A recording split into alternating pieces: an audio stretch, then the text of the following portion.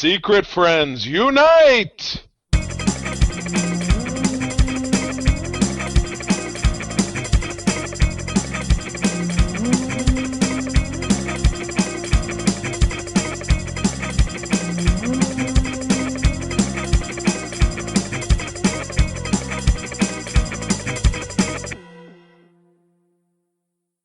And a new era has dawned. Welcome back to the Secret Friends Unite podcast.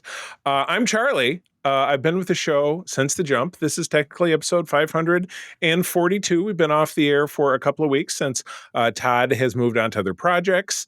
So you got me, and you have Peter. And if you've never listened to anything but Secret Friends Unite, Peter has been my co-host on the Code 47 Star Trek podcast for almost 5 years. He's now hosting with me over on our Star Wars podcast, Holocron Chronicles, which he was a frequent guest on. But everybody, this is Peter Stein. If you don't know him, Peter, give us a quick introduction if people have never heard your voice before. Well, hello, everyone. I'm Peter Stein. I am an all-around nerd. Big surprise. Right. I talk about Star Trek. There you go. Yeah. So, yeah. I don't know what else you need to know about me other than I like a lot of the same nerdy things, and that's Right. why I'm here. And the people who have been, listening to us for, 10 plus years, but we decided that, we didn't want Secret Friends Unite Prime, air quotes, to die, but we wanted to distill it kind of down to its essence. And in doing that, we've taken the Thunderdome segment of the show, which always closed out the show, which was based around a topic, and we've made it the focal point of the show. And we've kind of tongue in cheek dubbed it "Oops, all Thunderdome," kind of like "Oops, all Crunchberries" if you got your Captain Crunch, and that was a variety of it. I liked the symmetry of that name, or I don't know if you and I came up with that together, but what it's going to be. And right now, I think we're looking at maybe publishing every other week. It could be more frequently. And as teased on our rollout video that we did a little while back, it's going to be focused around kind of a simple topic. And the first one that we want to do will be this episode, which I will tell you about right after I do my mandatory spin for our awesome Patreon Secret Friend Squad over on patreon.com/Secret Friends Unite. We get, the exclusive programs. We have a couple, 3 over there that sometimes find their way to this feed, but often enough they're back there, and it's a benefit. It keeps the network going, supports our efforts. All of our shows drop early over on the Patreon before you hear them on the regular feed. And there's other perks on our Secret Friends Unite Discord as well. Your first week is free, 7 days, half off your first month, and as little as $2 a month to stay on board. So we would love to have you support the channel. Lots of great entertainment. There are dozens upon dozens of episodes to check out. Patreon.com/Secret Friends Unite. We would absolutely love to see you there. So, boy, looking at my notes, of course, I got ahead of myself. Now, I've already talked to you about that, but I will talk to you about our topic. And this one actually came from you, Peter. I think this was your idea because I jumped onto this, but then you watched the first episode of this and you're like, man, I really dug this. But Alien Earth just wrapped up its run over on Hulu/Disney Plus. And just for giggles, we watched it on Disney Plus because I thought, oh, Disney, Xenomorph, it's perfect. But it's all one big umbrella, you know what I mean? But this is I'll read you through kind of some of the boilerplate stuff. We're going to talk big picture, and I did drop summaries of the episode, so we can refer back to them. But we'll give you our thoughts in kind of 30 minutes or less, as it were. But Alien Earth is an American science fiction horror television series created by Noah Hawley, who I'm going to be forced to dredge up things that he's done, but he's done a lot of really great stuff. Maybe Peter can look it up he can click on the link while I'm talking, and then he can jump in. It's the first television series in the Alien franchise, and is set 2 years before the events of 1979's Alien, which we did all the Alien films rewatching. They're all available pretty much on Disney Plus if you want to go check them out as of this airing, which is 2025. This is in an alternate timeline that is separate from the original Alien universe. Oh, I didn't necessarily pick up on that. Did you? In which? That this show is not part of the Alien timeline that we know.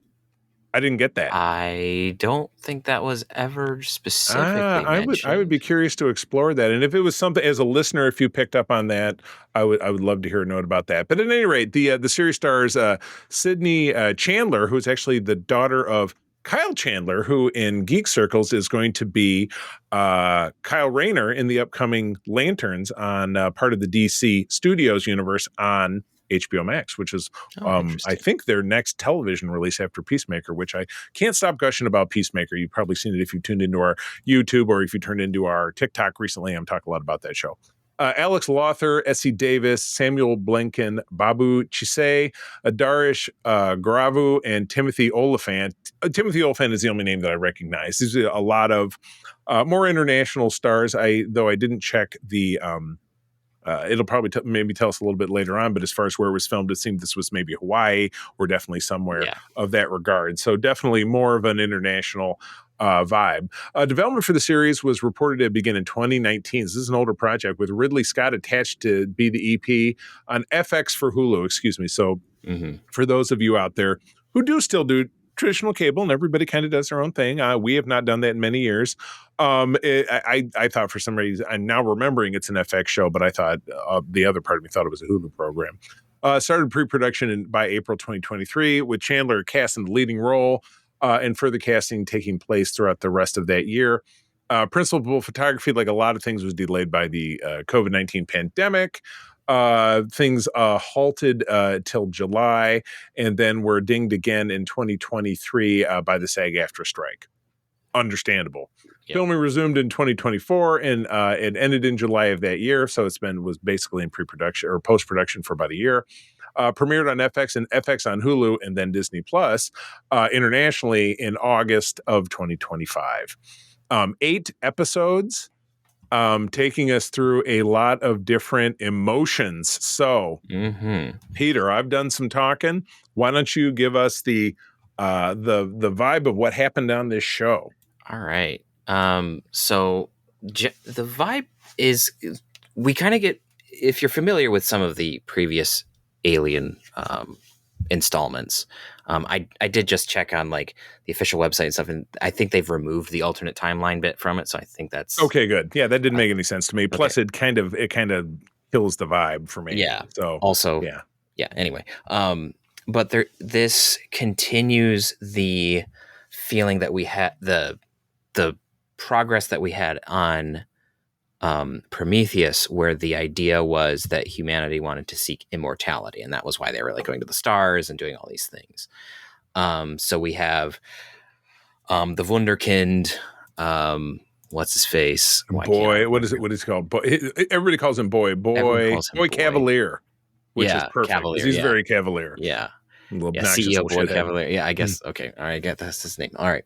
So, so he decides that his method of seeking immortality is to pull a oh crap, the other reference just left my head, kind of schizoid man in Star Trek, where you move a mind from a dying body into a brain swap, which is very classic sci-fi, and it was done in a lot, so many times, right? Very sci-fi in lots of different things, Ghost in the Shell, all sorts of stuff. But so that starts off the theme. I mean, you don't see that in episode 1 primarily. Episode 1 is actually no, we do see that in episode 1, right? Yeah. So I'm getting that mixed up with something else, but we get this whole underlying theme that then runs through the entire series, where we're wrestling with a question of transhumanism. What does it mean are these children who have now become synthetics, are they still human? Do they retain those essential human characteristics? Are they more than human, or are they less than human? Right. And by the end of the show, we don't really land on anything in particular other than now they don't care. Right.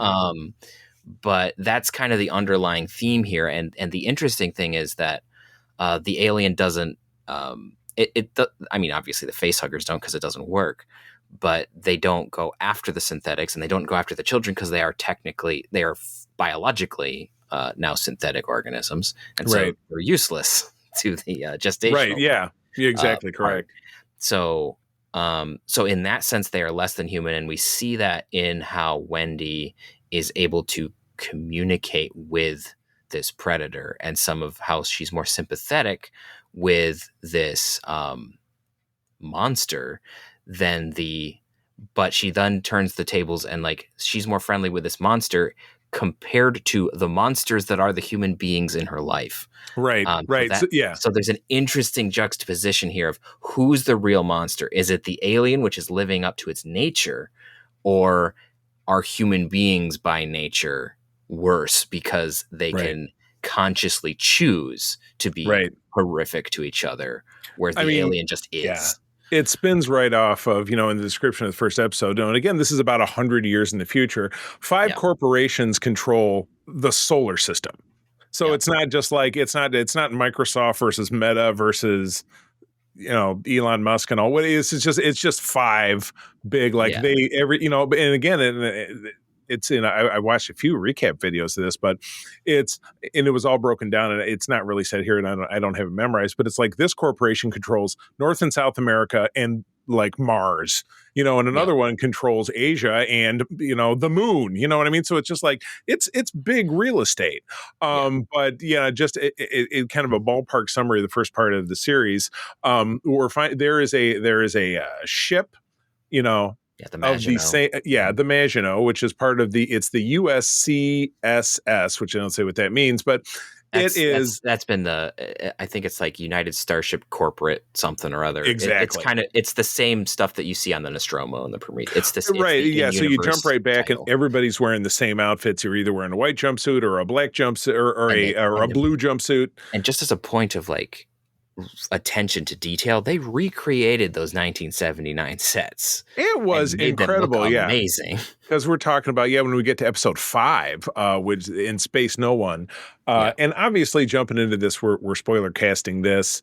We're ironing out the vibe of this. In the future, we might go no spoilers and then jump into spoilers, but it's already kind of too late. So I'm going to jump the gun on that one. We already kind of jumped the gun on that one. So you have to forgive us. We're doing our best. But that episode in Space No One, which was the fifth of the 8th, they did exactly that. They did a very beautiful job of making the central chamber where Mother, and they even give Mother out as an acronym. It's like MU/TH/ERHR. So and it has all that. But we find out that one of the characters that we've been following, and again, I'm gonna mix up. Oh yeah, Morrow is his name, and he's black. He has an arm. And he's later likened to all of the characters in this are likened to Captain or to Peter Pan. Peter Pan characters, they all have those names, and he's likened to Captain Hook because he has a cyborg arm with the hook hand. Wendy being our main character, that's I want to say I always want to call her Chandelier because Kyle Chandelier is her dad. Sydney Chandler. Sydney Chandler, thank you very much, is our main character. And she has a brother from her previous life because all of the cyborg characters who had brains uploaded were terminally ill children who were then died in the process and were buried on the island. We ended up finding their graves. We find that out in like the second to last episode. Yeah, you're like, whoops. It's kind of, you guys could have been more subtle about that. Which felt, just as a side note, that felt a little weird because he did, like, her brother did mention going to a funeral, so it seemed a little strange that their bodies were on the island. Yeah, well, but it could have been, they're corporations, and let's say corporations are kind of notorious for underhanded, doing things a little shifty. Yeah. So, but you're right. One of the main characters is the late Wendy's brother who comes in search of her and becomes the main character in this quest. But it's the great tumult of the fact that the Maginot is sabotaged by Morrow. It crashes on the island owned by Boy Cavalier, and they have been in space for 8 to 10 years collecting dangerous specimens, which is not only the xenomorphs, which got loose on the ship, and essentially we think it caused the crash, but it's really Morrow that caused the crash because he was instructed to do so.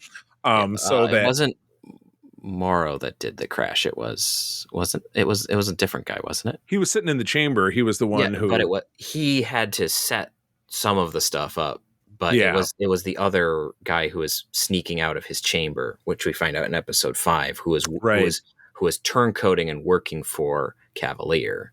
And that's why the ship crashed. One corporation, Wayland or Yutani, owned the ship, and Boy Cavalier, Prodigy, wanted to get the ship so that he could get all the biospecimens, which, boy, we get some weird ones. So we do get, it was funny you mentioned how the organics weren't, or the inorganics were not in danger from the xenomorphs, which is true, but there was a different biological sample, which was essentially looked like a housefly that basically shoots acid just like the xenomorph does, but it attacks one of the synthetics, and it does the fly vomit thing where it melts him and then it sucks it back up again, kind of like in the Jeff Goldblum's version of The Fly.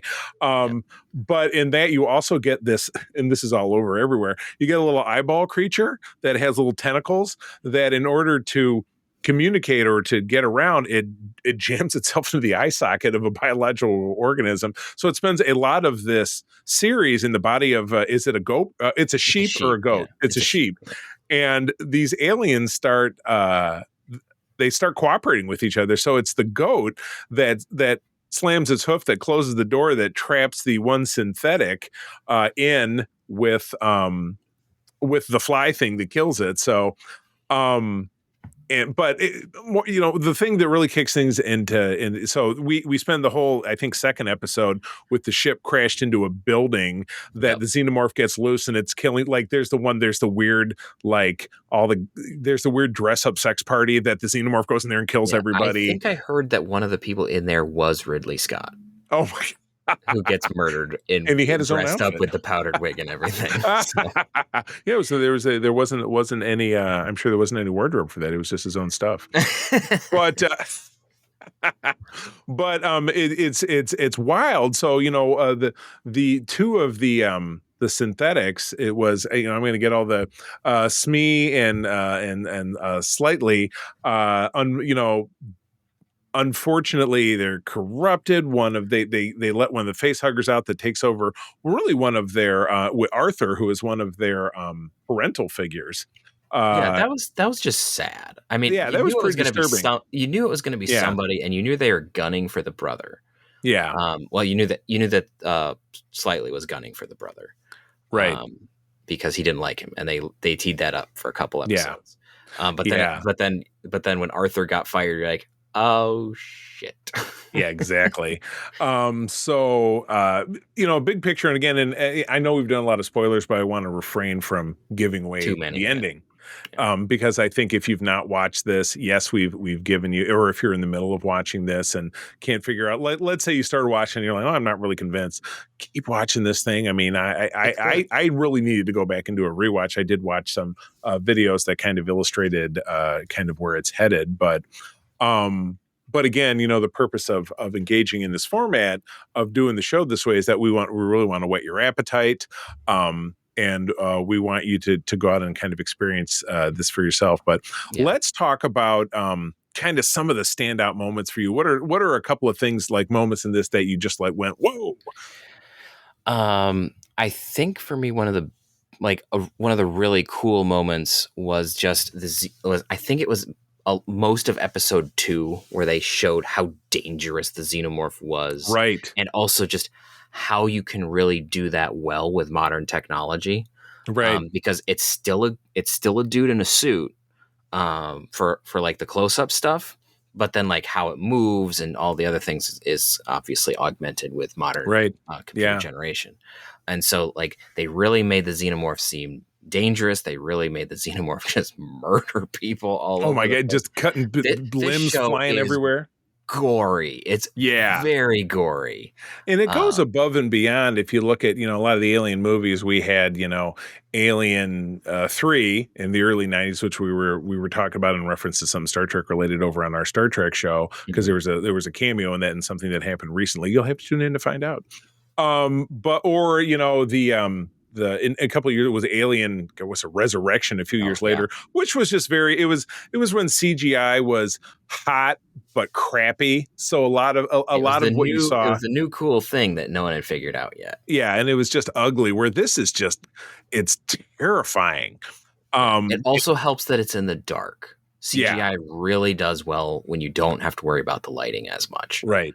Yeah, it's really terrific. But yeah, you're right. When it's making its way through that, devastated apartment high rise, and yeah, just seeing how scary it is in all of that. So for me, I would absolutely say episode 5 Oh was yeah. riveting. Oh, And so interesting. yeah, and the just the attention to detail making you really feel like, and that's why I thought when I read that alternative, well, this was set in an alternative timeline, that kind of It threw me, because definitely this just wasn't. made me absolutely feel that this was, I was watching another one of our videos this morning. This was very close by to the time that the Nostromo was leaving or they had recently departed. So everything is exactly the same from a tech standpoint. Um, Yep. and Yeah, yeah, it's just one of those interesting things where it's and I know I harp on this on 47 all the time, but like it's interesting how you can like take something that is old and like rebuild it pretty much exactly and just use newer filming techniques and it right. still looks futuristic and advanced. Right, right. I So, mean, I went back and watched Alien fairly recently, and and watching it in HD. They've cleaned it up so much. So, and yeah, that a lot, like, and the way that all of the sound and the Foley and the different, like, yeah. using the different computer noises and the Yeah. Like screens and all this kind of different every stuff. time the show starts, it's like like it's the Yeah, computer readout sound. It's like that just yeah, made me exactly. happy every time. Exactly. So, but yeah, this absolutely ends on a crazy cliffhanger, which we will not talk about. I think that it would be a disservice to No. do that. That's why in my notes I wrote, dot dot dot, because if we've sprinkled some things in there. Mhm. Hopefully it wasn't too spoilery. And again, hopefully you'll give us some forgiveness because we're launching the show in a new format. We have to really refine it down. We will be talking about some shows. We're also going to jump into talking about some comics with both Peter and some other contributors that I've had conversations with, and hopefully bring you something, stuff that's new and interesting. So is there anything, Peter, let me ask you, that you felt like was a missed opportunity, that maybe it's something that they should have done? I in terms of the aliens, I don't think that there's anything necessarily that they needed to have done. Obviously, there's going to be more with like the eyeball creature later. Right. Um, I mean, they're teeing it up for season 2, so I don't feel like they necessarily missed anything there. I think that the some of the metaphysical exploration of what it means for the synthetic children is something that I want to see more of, because I don't Yeah. think that was like they teased it and it's there. So I don't think it's necessarily missed, but we do need to explore that more. I think perhaps the only thing that was potentially missed was giving us a little bit more um, explanation as to uh, the the particular reasons for the jockeying between the companies on this thing in particular. Like, how did they find this shit? Yeah. Um, Right. like that's like the only thing that like I want to know, like why that's a thing. Like how did Cavalier know to contact the guy to do that? Where did Wayland Right. Yutani like know to get it? Like did they Right. just discover it and then they send notes back and then they intercept? Like that's not like it's not a plot hole. It's just something that like I want to know how that setup happened, because we've seen Right. multiple Yeah. different ways that try to explain how the xenomorph came to be and all of this, and so I'm just curious how that fits together.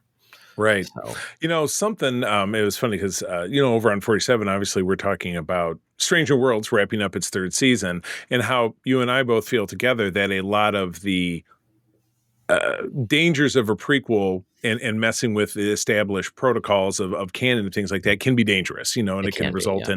in less than powerful storytelling. But I gotta say, if I'm looking at the fitness of this, as it were, for the Alien Legacy, uh, this is superior to some of the films. For me, without a Yeah. doubt, there have been it's kind of like looking at the Terminator films or even the Predator films, big Yeah. monster ones, and they cross over, whatever it is. But, you're going to, the more you do it, sometimes the more you do, the more it dilutes. But Yeah. this, more so than any other, new short series that I can think of, really took what made the series special in the beginning back to basics and focused on that, and then just Yep. cranked it up to 11, turned it way, way, way up. Yep. They turned up, and it wasn't just violence for violence sake, but it was terror and suspense, but it was also social commentary looking, because we all know that, there are no great corporations out there. Every one of them is just, they care about making money, and they don't really care what gets in the way. And that's been the ongoing theme of the series from the beginning. That's why they landed on LV-426 in the first film, and they didn't know why. And they found out after the fact if they were all dying. And that's why Ripley went back, 60 years later when she wakes up, she gets cajoled into going back because there's a colony there. It's the same problem. And it's the exact same problem on a much bigger scale, and nothing can really stop it. Yeah. And then when you get into the 2000s, and as they tend to stretch it out more and being like, well, it's also, there was the progenitors, and if you see, on this planet, if you step on this thing, there's a black dust that you'll inhale, and that's also they just, in some ways, they got too far away from what made the formula so exciting. Not just your standard jump scares, but your parts of it that were scary and suspenseful, and for me, the social commentary, because I love to talk about how much I hate big corporations, because it gets scarier more and more all the time. And how scary will it be in 100 years? You know what I mean? So, it's why you have so many things like the cyberpunk genre, where you have corporations running the world, and it's not exactly in the same realm, but it falls in a similar vein. But there's so much cyberpunk stuff now. Because No, but I think they do it. They do it with some flair. They do it with a way that keeps you engaged. And this ends in a way that everything in the last act, certainly of that last episode, tees you up to a very explosive return to the show. Should it be renewed again? Which I guess I haven't definitively. Probably should. Yeah, I haven't heard anything where it's not. So. Yeah, but I certainly hope so. So final rating of this for you. This was appointment TV for me, even though I think we ended up watching it the next day, because it wasn't like HBO Max when I tuned into Peacemakers on like Thursdays at 9:00, and I know I'm tuning in, but first thing Wednesday morning, turning this bad boy on, and I was hooked. I got more hooked after episode 5. I would say that's where I feel like it really sealed the deal for me. Yeah. So I probably need to go back and do a rewatch because I enjoyed it so much. And I know you watched it in bigger chunks, because you said you were sick one weekend. So you're like, well, I got into it after it had been out for a hot minute. So I was able to watch like the first 5 episodes just in a row. Yeah, nice. So. Good deal. But yeah, highly, highly recommend. And again, you can tune into it on Hulu, Disney Plus, or if you're one of those people out there that still has cable, it's on FX. But again, it's over. So FX on demand would really be Hulu, would really be Disney Plus. So you probably have one of those. So that's about it for me. Any final thoughts before we wrap things up? I think this is a really neat installment into the Alien franchise. I think it's something that really understands the source material in terms of like what it's supposed to, what the ideas are supposed to be about. Like, it does lean into the body horror, which is an essential element. It does lean into the while the metaphysical question about the alien isn't really the focus in this one, it does have that in there specifically about the children. And so it's not making it just like generic monster schlock. There are thought-provoking things that it is trying to do, and I appreciate that about it. Right. Absolutely. So, and I think that following in the footsteps of particularly like Alien and Aliens, I don't know as much about 3 or Resurrection because I've just heard not great things, and so I haven't watched them yet. Right. You know what? So, I think you're good. Yeah. So, I think Aliens is a good place to leave off if that's And then the ones that have been out in this century. Yeah, I've seen Prometheus and Covenant, and those try to do some of the same sort of philosophical, metaphysical ideas, and so I think that and Romulus to a lesser extent, but same idea. Right. But in that line, I think that this really takes the baton and moves it forward. Because I know I was a little worried with it being a prequel. I was like, why are we doing prequels? It's always a danger. But, if this is the explanation of why Weyland Yutani is sending the Nostromo specific, like why they change where the Nostromo is going, there you go. Yeah, right. So it's just, I really like how they've put this in there. They're not breaking the world. They're not damaging stuff as far as we can see at this point. And so I think it's a respectful take, and it really understands the bones of what makes this universe so interesting for all of us as viewers. So Right. Absolutely. Well, cool. Yeah, I'm totally on board. This has been one of the few prequels that hasn't, like you said, broken things. Make you say, well, that's not really what happened with. Now, if they did if this was really an alt history thing, which I think we've hopefully disproved is not the case. Yeah, it looks like it's not, but yeah, it doesn't have to be, because they don't really say, oh, and my friend Ellen Ripley was my ex-wife, and blah blah blah. This was the guy who was the dad of her daughter that we hear about in dialogue. Like, nobody cares about that shit. It's just, this throws us into a story. Like I said, very strong on the fact that what has always existed in this series, that corporations are bad, and they will. What is Ripley's great line from Aliens? It says, well, Burke, I don't know which species is worse. You don't see them trying to F each other over for a percentage. That is the theme of all of it. And and that's really where it's so at. many times in this. Yeah, Boy Cavalier in the board meeting he has with old lady Utani, where he's not wearing any shoes and he puts his feet up on the table, is just like, he's such a douche nozzle. So badly wants something bad to happen to him, and it might, but you have to watch the show. Spoilers. Yeah, doot. So, all right, well, that's about our show. So, again, thanks for tuning in for the first burst. We're going to continue to expand this and refine it and stuff, but I always felt like the strongest part of what we did on SFU was getting to the nitty-gritty about something that's topical, something that has just come out or is coming out, or something that we can tee up. So we've got some plans to address new content as it's coming up, with some me and Peter, sometimes me and a guest, or sometimes me, Peter, and a guest. It's gonna vary, but you're gonna hear a lot of the same voices. And then we're also gonna dig deeper into comic books and some stuff that's maybe a little bit older. I'm bringing in my partner Kurt to talk about some older comic book stuff, you know what I mean? And some newer comic book stuff with some other people. So we've got good stuff in store. As I said, right now we're probably looking to crank this out every other week. It might come, 3 out of 4 weeks you might see us, but you're going to see us on a pretty consistent basis, because there's always something great to talk about. But Peter, always with my respect, thanks for joining me with this. Where do people find you out there? You can find me around the interwebs at Petrus Aquinas. I'm not super active, but if you poke at me, I might say something. I'm mostly on our Discords. You can also find me over on ELH's Twitch and YouTube channel doing some role-playing games, and behind the scenes on Starship Excelsior.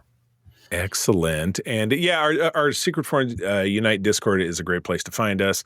Wonderful place to have chats about pop culture, geek stuff, etc. As for me personally, you can find me on Discord. As I said, you can find me on Instagram and Blue Sky and Threads as @thec3. That's TheCeeThree. I've also obviously taken over running our Secret Friends Unite social medias.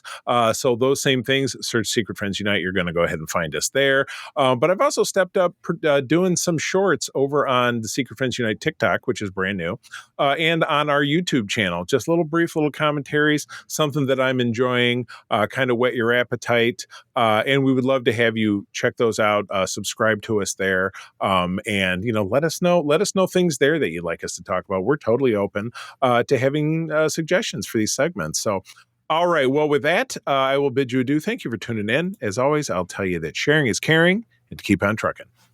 See ya.